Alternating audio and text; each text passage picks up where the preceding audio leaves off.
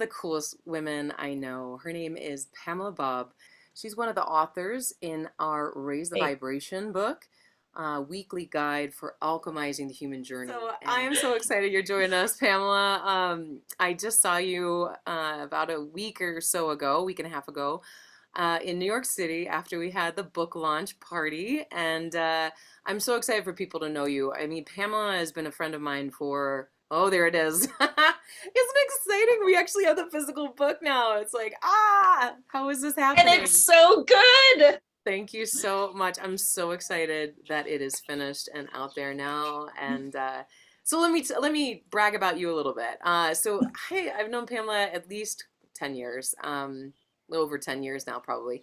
And Yeah. I first met her, through Giving Tree Yoga Studio we had in New York. Hi, everybody is joining. Hello, and then just we became fast friends. I mean, she's such an extraordinary human. Anybody who knows her. She is, Broadway actress, singer, extraordinary writer, producer now of her own series. And more importantly, for me in my life, you're just a wonderful friend and an inspiration and huge source of support. So I'm so excited for you just to introduce yourself and just tell them a little bit more about yourself, my dear. I mean, you did a pretty good job yourself.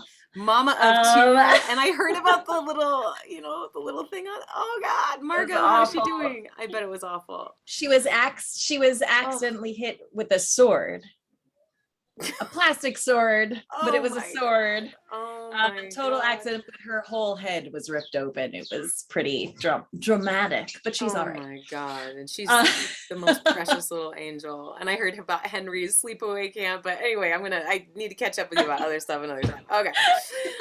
okay, so more about me. Is that what you're Yes, asking? more about you. Listen. Okay, well, you sort of said it exactly.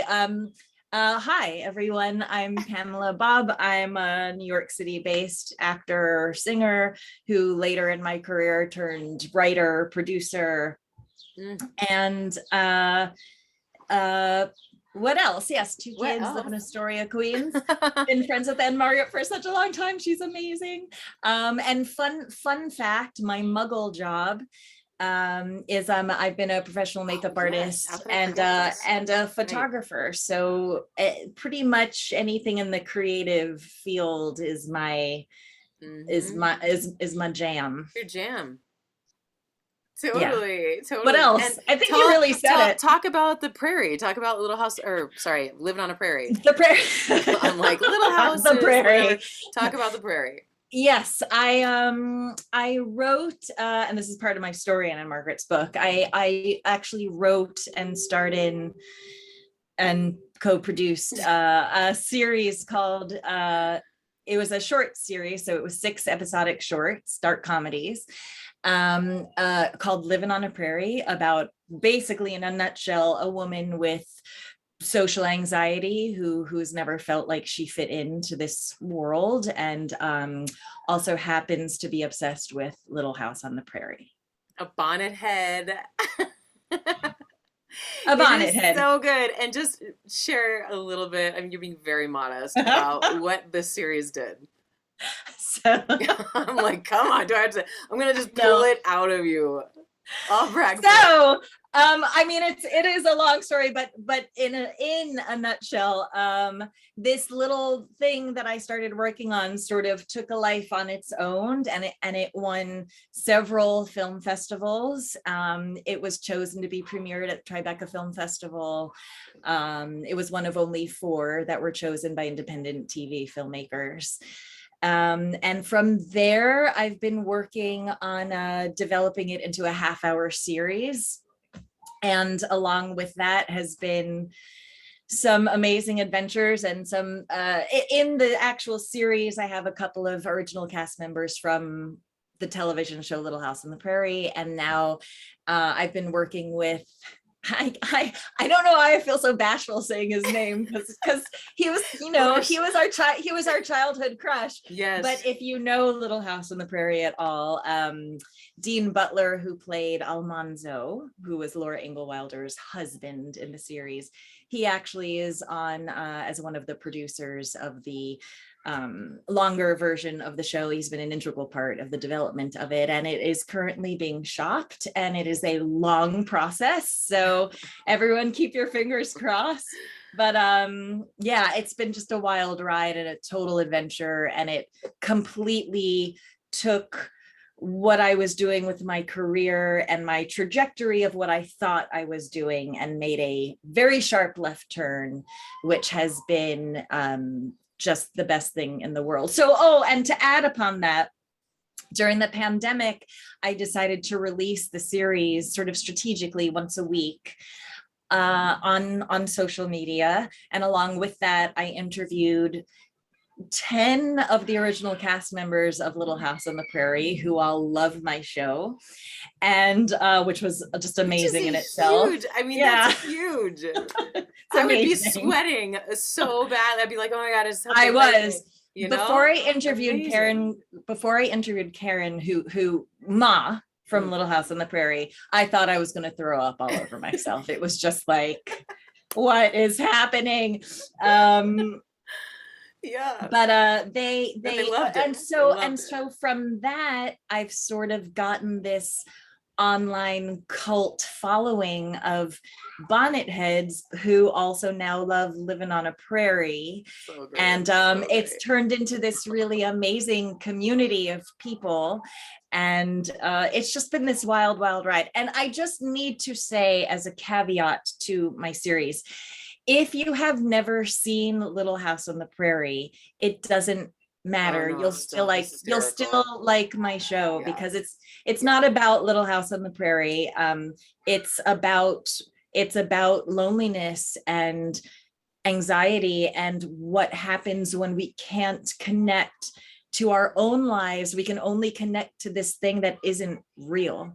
That what you're getting out of this obsession with something that is not real, and you're unable to get those connections in your actual life, and what that does to a person, how it affects them and their life.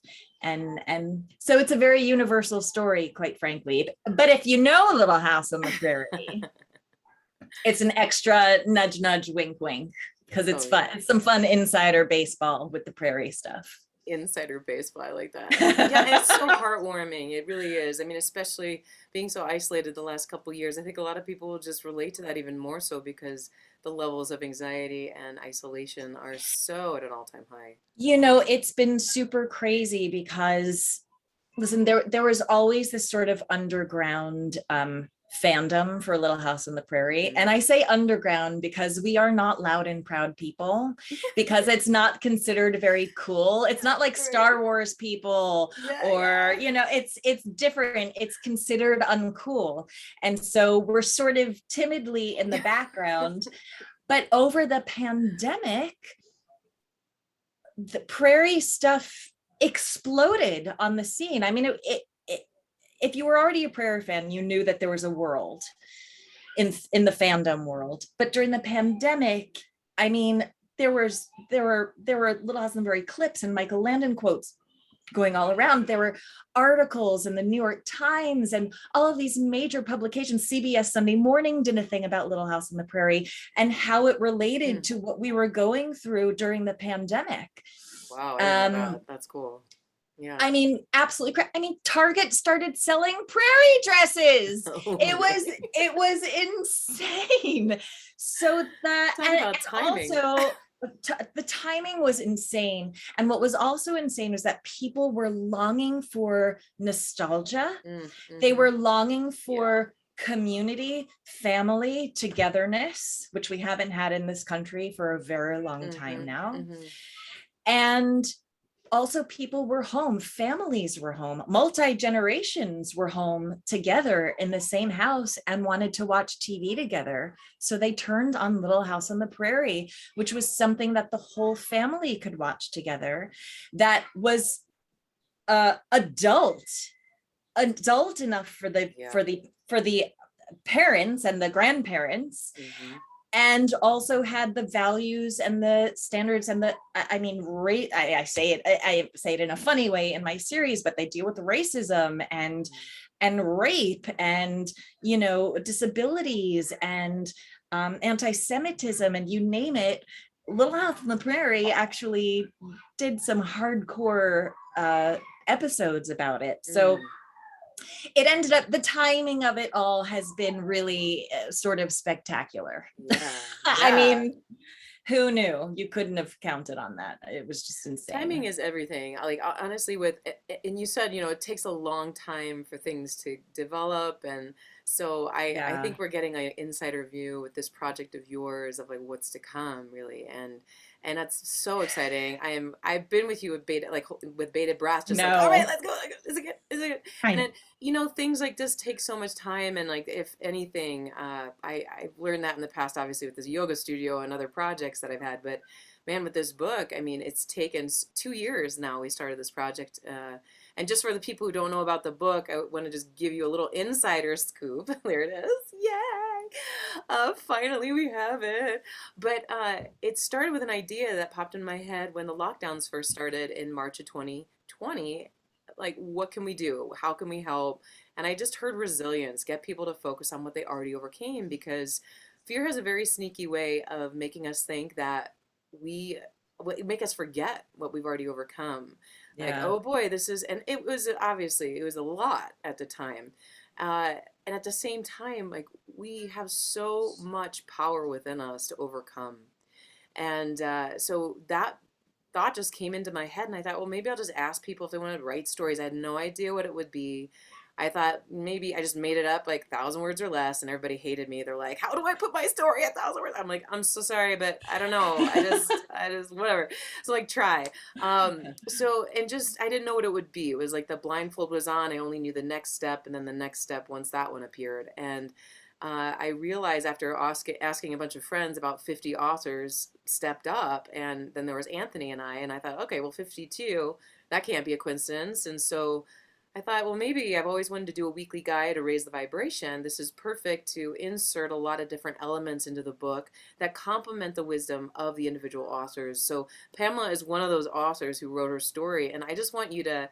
I love your story because obviously I know you very well as a dear friend, but as like a sister, I feel like. But I want you to share, like, why did you choose this? Because you've been through so much. I mean, every single human being has a story, and that's why Yeah. whenever anybody says, "Oh my gosh, you've done so much, Aunt Margot, you've been through so much," I'm like, so have you. Everybody does what they do. Like they go through whatever they do, and sometimes we, discredit our own path and what we've chosen. And there are all these little nuggets or pivotal moments in our life that shape who we are, shape our journey. Why this one?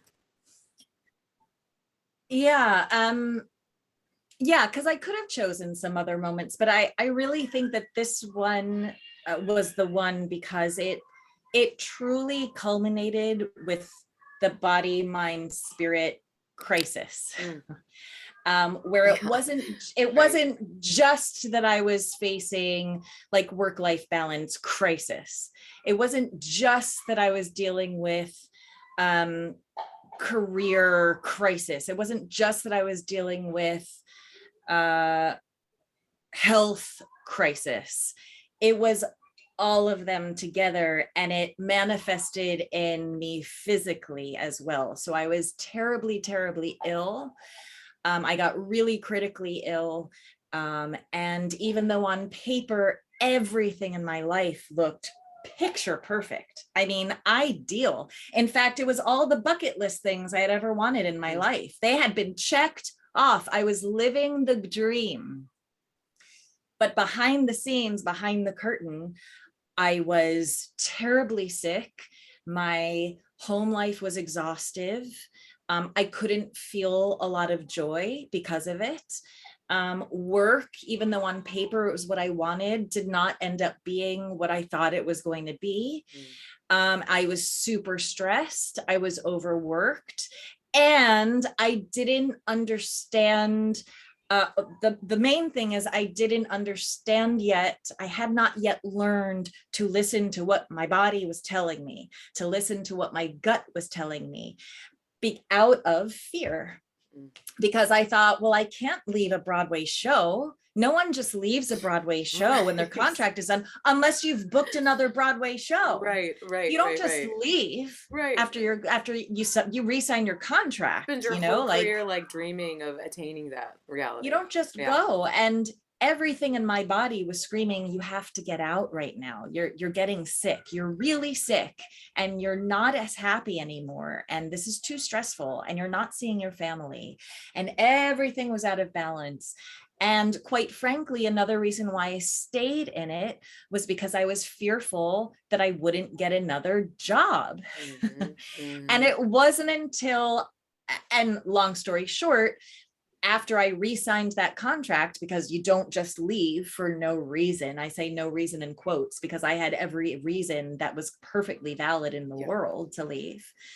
But in the biz, it didn't look that way.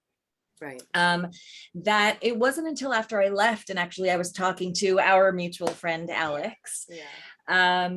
and he said to me, there were people who wanted to hire you who never reached out because they knew you were still in this show. Mm. And it was the first time that it ever occurred to me, my own limiting beliefs of, wait a minute, had I left that, another door would have opened up, because that's what happens when you leave something that's not serving you anymore. Hmm. You open the door for something else, for something better, for something more. And I think as artists and as actors, we're sort of taught to have this scarcity, um, the starving artist thing, the Mm. scarcity and the fear of scarcity. And what I had not yet learned yet was to trust what my gut was screaming at me, because I had gotten all of these gut related autoimmune conditions, including Hmm. large parasites that had not been diagnosed. So I all I knew was that I had chronic fatigue syndrome, I had chronic respiratory illness, I had chronic sinus infection, um, I, I, uh, and I didn't know why. I just thought I was overworked, or maybe I wasn't really good enough at being a mom, or maybe I just, everything was just out of whack. And so anyway, I'm rambling now, but No, you're not. I think it's it really was powerful because my literal as gut was telling yeah. me, you have to get out of this situation that is not serving you anymore. I felt undervalued, I felt Mhm. underappreciated, and that goes along with it too. Yeah, there's a very interesting balance between being grateful and being empowered.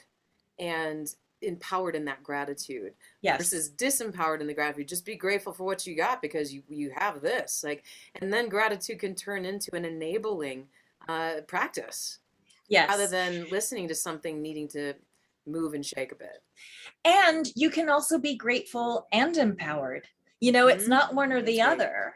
Right. And that's something that I definitely learned, that we have more power than we think we actually do. And Mhm. sometimes the power of no is even more important than the power of yes, or at least equally as important as the power of yes. Every time we say yes, we also say no. Every time we say no, we also say yes. Yeah, yeah, for sure, for So sure. I mean, the story is so beautiful, and I mean, especially fast forwarding and kind of seeing the series that you wrote that came out of this, and skip to the end, kind of like excitement, like yeah, you won, which is exciting. And even like with that, what do you want? What do you want the readers to take away? Like, what's the main message? Because your story I linked with every story has a journaling prompt, some chakra wisdom around it, different exercises, vibe hacks through essential oils that can align you more so with a harmonious alignment with that week's theme. And with you, of course, I chose the third chakra. It made very, very clear sense to choose that because not only were you having problems with your literal gut, your assimilation of life, assimilation of the signs, as well as the food or whatever you're ingesting Right. physically, energetically, and also just the nudges that you were receiving through your intuition and through guidance, sixth and seventh, that you were just not crediting with any sort of validity. So, what do you want for the readers to take away? Because you know everybody, there's so many stories. Even last week when I was interviewing, who was I interviewing last week? Ashley. She was talking about, look, everything looked really great on paper. Everybody from the outside said the marriage, the career, the home, everything you got going on, her physical health, everything looked great. And there was something inside her. So it's something very similar with this as well. Yeah. But what do you personally want people to kind of get around that? I think it's two things. I think the first is, I just think in general, we as a society, as a culture, are not taught to listen to our instincts. Mm-hmm. And when I say gut, it's literally from the gut. Mm-hmm. You know, those little, and sometimes they're tiny little whispers, like sometimes they're just like tiny little red flags that maybe you don't even clock. Or maybe it's something as easy as a first impression that you get about someone. Oh, yeah. That something about them isn't right, but then you sort of talk yourself out of it. Right. And end up getting along with the Totally person. guilty of that. Guilty too. You talk Yes. yourself out of it, and then you end up really actually liking the person, but Right. inevitably, even if it's years later, something always happens that proved how you felt in that first instinctual reaction about that person. It's not a surprise. No. So what the biggest lesson I think I learned out of all of this, and that I hope other people get too, is that don't talk yourself out of those feelings. You know, don't when you feel those little ticks, the little whisper, the little red flag that might come up, it might seem crazy, but honor them. Because what I've learned is that, you know, we talk ourselves out of it, we repress it, we squish it down. It must be me, I'm stupid, I'm out of touch, whatever. You're not. What I've learned is those instinctive feelings deep down coming from your gut are truly your guidance system. I think I'm probably stealing from Abraham Hicks, but it's truly your inner GPS leading you, showing you the map of where you need to go. And every time I've ignored that feeling from my gut, it has gone terribly wrong. Every single time, whether it was a relationship, whether it was a work thing, whether it went wrong every time. Maybe not immediately, but eventually. And every time I've said, okay, I'm going to honor this feeling, even though it might seem crazy, it has led me in the right direction. So I truly think that we all have to learn, and it is learning because we're taught not to do this. So somehow we as a culture, a people, a society needs to learn what that is, what that voice is that's talking to us, what that feeling is when something feels a little off, and to go with that feeling. It's different than fear and letting that get in the way. It's a different voice, and you know when it's the voice versus an outsider force. And then I think the other takeaway I think from the story is, you know, those things that might make you different from the crowd. You know, part of my story is like, what's wrong with me that I can't be happy here? It's everything that I wanted. And what's wrong with me that I'm feeling unfulfilled by this? And it wasn't until I started doing Livin on a Prairie that I truly realized, oh, that's why I wasn't 100% satisfied, because I wasn't using all of my faculties. And I have these other gifts that I was unable to use doing the thing that I always thought I wanted to do. And so the point is, the thing that makes you different from other artists, your group, whatever, your family, whatever that might be, is probably the very thing that's your superpower. That if you go with it, it'll probably also guide you in the right direction, because the thing that makes you different is also the thing that makes you special and makes you stand out from everyone else that's going along, and that goes along and is just fine doing that thing. So I think those are the two Yeah. sort of takeaways from the story. I love it. And just, I'm going to kind of go backwards. So starting with like bring your whole self, like the thing that we try and hide sometimes is usually the thing that liberates us and shows our true essence and gift. So like just bringing it all. I love the Yeah. term like a lot because I think, those of us who love to move and shake, we're seen as like a lot, like you're a lot. What are you doing? Oh my God, you're a lot. And I'm like, yeah, I'm a lot. You're a lot. Like we love creating, like doing things and getting into life. Life is so rich. So bringing Yeah. your full self. And then the second thing I really love, I'm going to totally use a cheesy metaphor based on what happened to Margot is I'm going to pull this full circle because that's how my brain works, is that like when you've got this relationship to this internal voice, we've kind of swung a pendulum from, ignore it, it must be about you, like Right. your issue. And so we look for what we did wrong, right? Or what's wrong with us, like looking for what's missing, what needs to be fixed. Or we'll turn that around and fire it at somebody else. And Right. either way, it's a sword, right? So we turn the sword inwards and self sabotage, or we'll like sabotage our relationships and think, well, it's something's wrong with them. But what we can do, here you go, ready? Wait for the cheesy metaphor. We Here we can go. use that sword to cut through that veil that connects us with that seeing, that Right. true intuitive co-creative seeing place where our subconscious or God, also the angels, the co-creative experience with other people, the nudges, the signs, whatever you want to say, you give that voice, but cut through the veil that is keeping us from listening to that and using it to our greatest capacity. With you saying that to me, the things that I think about that it relates to are, the cults and cult mentality. I've done a deep dive Yeah. into cult psychology these Yeah. past few years, but again, the thing that what makes it so evil what they do, for instance, if you've ever watched The Vow, which is about the Nexium cult on HBO, what they do so well in that documentary is show what was good about it. Mm. They show how they slowly sort of get you. I mean, the first episode or two of The Vow, I was like, oh, I would have signed up for this place easy. Yeah. Totally. Yeah. It's all the spiritual teachings and lessons, it's all the quantum science Yeah. and all of it. Yeah. But what they do, and I think what we as a society does, is we then turn those voices, our inner guidance,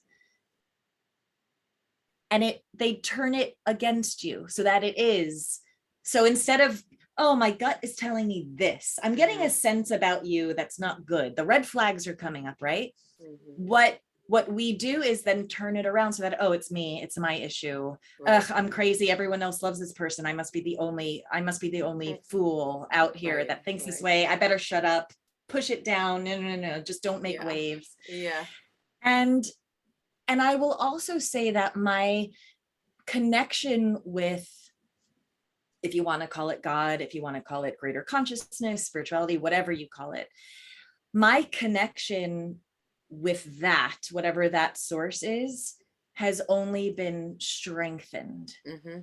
1,000-fold Mm-hmm. since I've consciously made the decision to honor my gut, to honor those feelings, to listen to those feelings, and to follow what it's telling you, because I do personally think it's coming from somewhere else. Mm-hmm. We all want an answer, we all want a map, a roadmap to navigate where we're going in this life.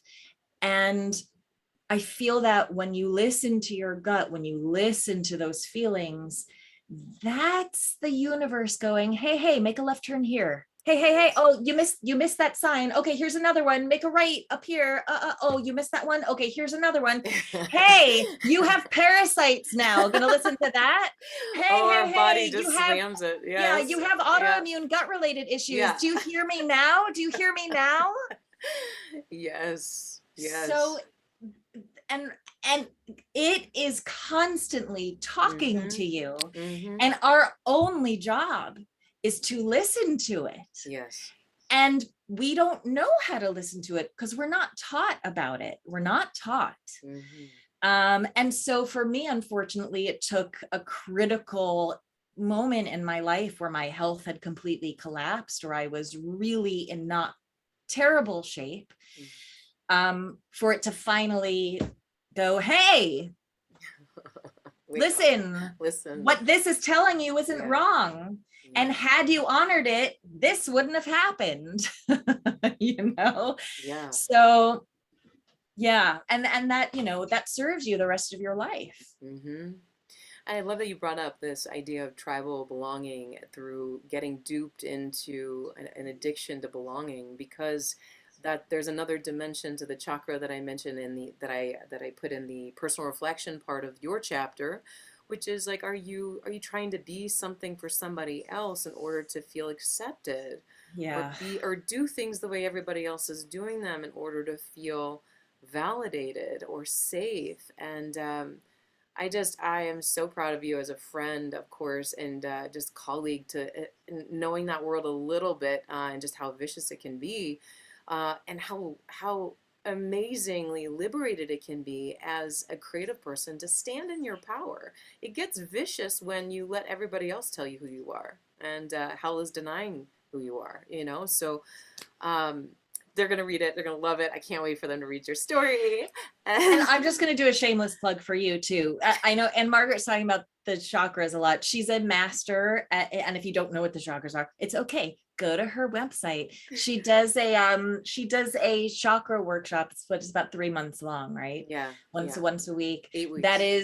That is I mean, that's one of the first things we sort of ever did together Mhm. over 10 years ago. Yeah. And the impact that made on me and my life also has been a permanent fixture in my life.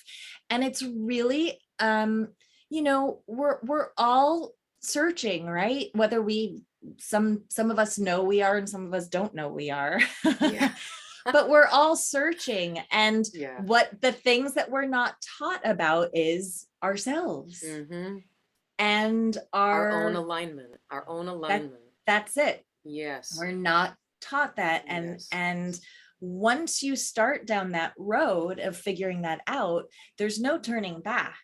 Yeah. um and I also think, and this is part of the reason why you wrote the book in the first place and why you went on your tour for the Raise the Vibration tours, because people are searching. They're searching for Mhm. community. They're searching for connection. They're Yeah. searching, and again, not to bring it back to Little House on the Prairie, but there's a reason why it's been Yeah. almost 50 years since that show originally aired, and it has never been off the air in 50 years in over 160 countries. Wow. Not once has it ever not been on Wow. the air. And that is because it touches on all those things that we as human beings long for. Mhm. And most of us don't know how to get, Right. don't know where to go.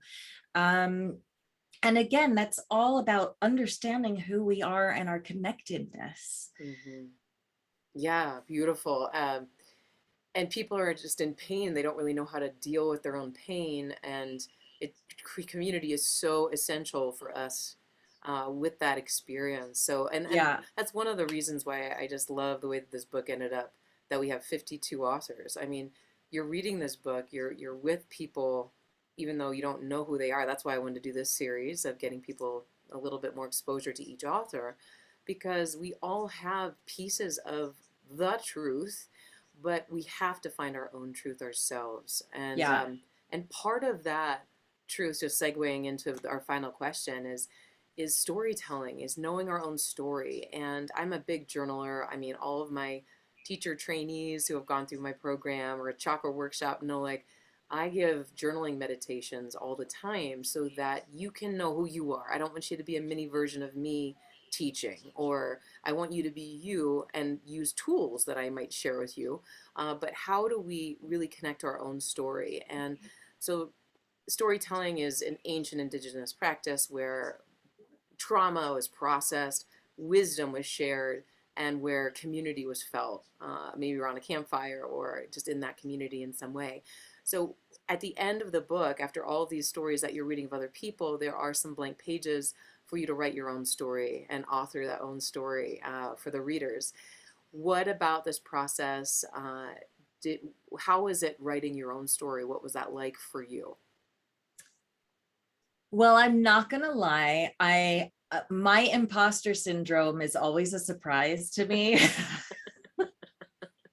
Like it really catches me by surprise because I'm actually, it's weird because the flip side of it is I know how talented I am. I know what I have to offer. Like I know how awesome I am. Woo! Yeah.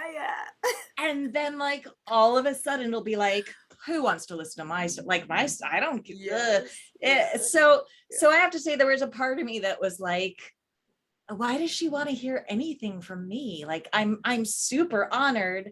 I love you so much, and you're such an amazing human being, and I would do anything for you. But there was a part of me that was like, I'm peanuts. I'm nobody. Like I'm nobody. Um, so I think we in can all feel very similarly at times. I think every yeah, human has that because we're all separate and we don't know ourselves unless we get reflection from one another. yeah. So, I think that's very, very, very true, like the ultimate truth for yeah. sure. Um, and so in writing it, I just felt like I had to. You always tell me that I never celebrate myself, which is true. I don't. And I think part of that is also I'm, again, for as like outward as I am, Yeah. uh, I'm a I don't like talking about myself. I'm a very humble person, quite frankly. So it sort of forced me to uh talk about myself, Mm-hmm. and it forced me to celebrate my little victories, which are not Yeah. so little, that are big victories. There's a part of me that still feels like, well, my story isn't over yet, so hopefully it's a really awesome ending ultimately.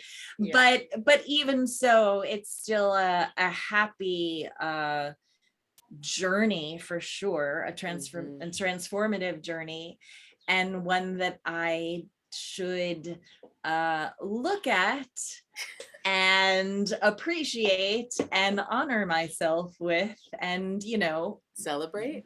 celebrate. Yeah. I don't know if you saw that, but in every chapter, there's room for you to write down 3 celebrations from your life. So, Yeah, I just, again, shameful plug, I love this book so much. Now listen, audience, I'm not getting paid for this, so I'm not getting like a kickback. Jackson.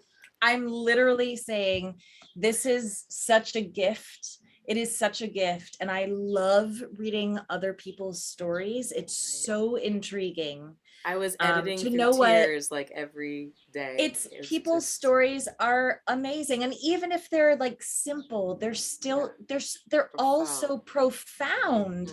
Mm, And it does make you think about your own life and your own self with their story, and all of the things you have in here, like the essential oils and I mean, you look, there are scan codes. You can scan the code and it'll take you to like a workout, an hour-long yeah, workout. yeah. It'll take you to an essential oil that might help you. It'll take you to, I mean, it's amazing.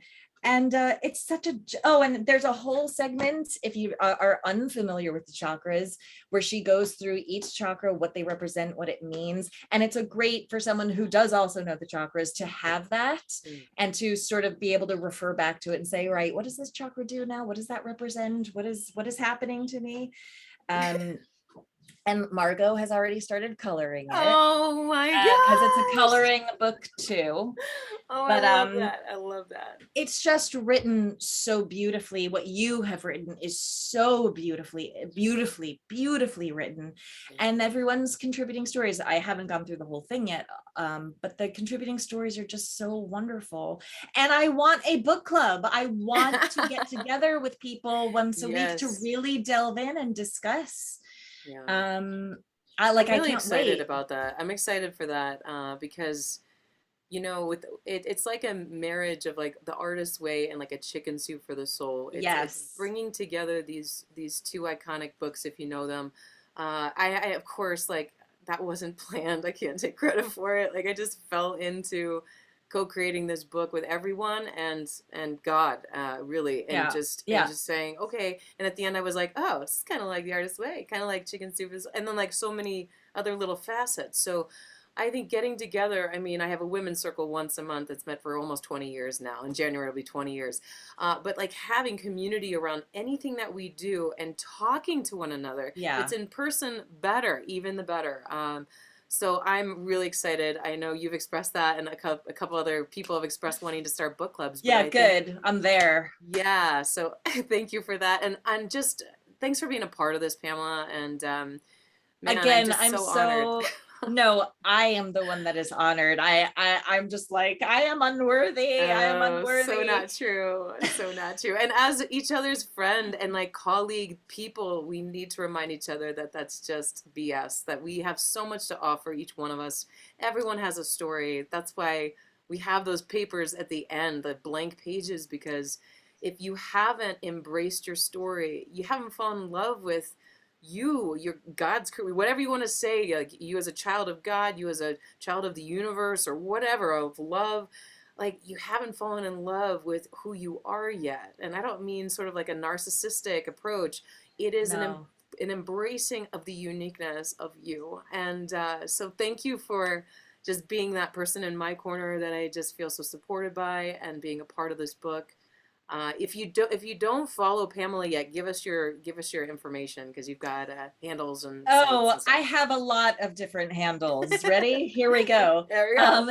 If if you just want to follow me and my acting, I'm here on the Pamela Bob.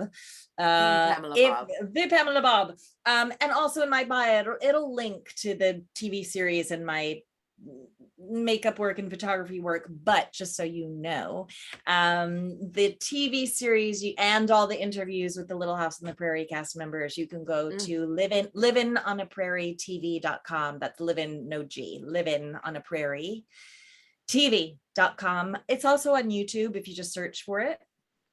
And the handle on IG and Facebook is at Prairie TV. If you want to check out my makeup or photography, She's brilliant. I'm whodoesyourmakeup.com and WDY photography, which stands for Who Does Your Photography. Also here on Instagram at WDY makeup, WDY photography. And I think that's it. Yes, and your main is the Pamela Bob, and then the Yeah. links to that too. So if you Yes, they're didn't get all all there that, in the bio. and of course will be linked here. So thanks so much for doing this interview, my love. I'm so Huge hug. honored. I'm so happy for you. And Thank you. Thank this you. is Christmas, Hanukkah, Kwanzaa Oh, it's such a good coming gift, their right? way. It's I didn't the even anticipate. It's best such a great gift. gift, like when you're looking for something to give to somebody. So it's a good gift too. So yay! All right, my dear, have a beautiful rest of your day. You Thank all, thank you you. so much for watching, and until next time, keep raising the vibration. All right, everybody.